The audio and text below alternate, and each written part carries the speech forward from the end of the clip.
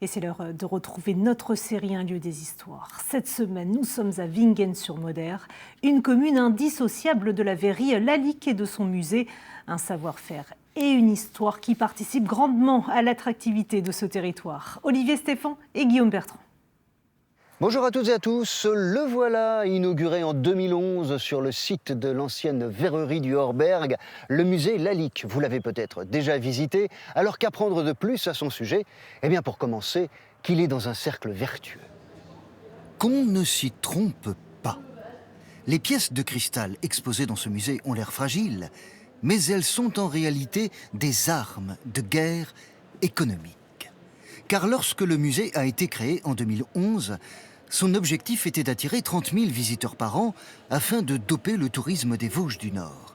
Il en est désormais à plus de 50 000, avec tout autour de lui une galaxie d'hôtels et de restaurants prestigieux en sus des sites verriers tout proches de Meisenthal et de Saint-Louis. On s'est rendu compte aussi que l'attractivité des autres sites touristiques des alentours avait augmenté puisque les groupes peuvent désormais visiter plus de choses sur le territoire. On se renvoie les visiteurs. Et puis ce musée montre de plus en plus. Au départ, il possédait 1200 œuvres. Il en a désormais 2900 grâce aux dépôts, aux dons, aux prêts qui affluent au fur et à mesure que sa notoriété grandit.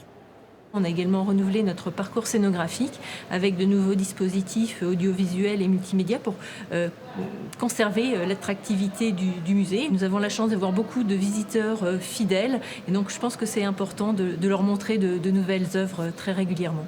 Les réseaux sociaux deviennent cartes de visite, les prêts d'œuvres des hameçons lors d'expositions prestigieuses, comme celle à Shanghai l'an dernier. Sur 3 jours d'accueil presse pour l'ouverture de cette exposition, on a rencontré plus de 200 journalistes chinois. Alors combien de visiteurs chinois viendront au musée, c'est difficile à dire, mais en tout cas en termes de notoriété, c'était une expérience extrêmement intéressante. On break. Pour s'intéresser à des anonymes qui eux aussi travaillent à la renommée du musée Lalique, l'association des amis du musée Lalique. On reprend.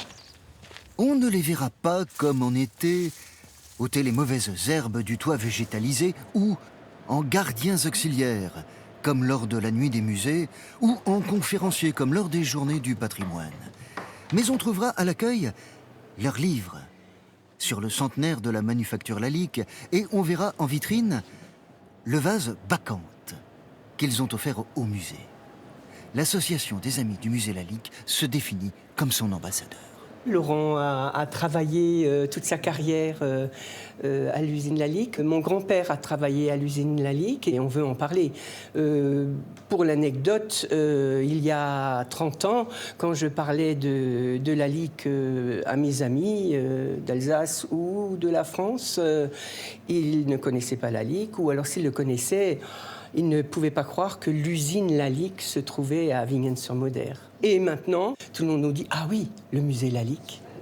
Et ce musée, il a apporté une valorisation déjà à ceux qui travaillent parce que les objets sont mis en valeur, mais les créateurs de l'objet, les ouvriers, sont également mis en valeur. Et grâce au musée, on a pu transmettre le savoir-faire et tout ce qu'on faisait chez Lalique.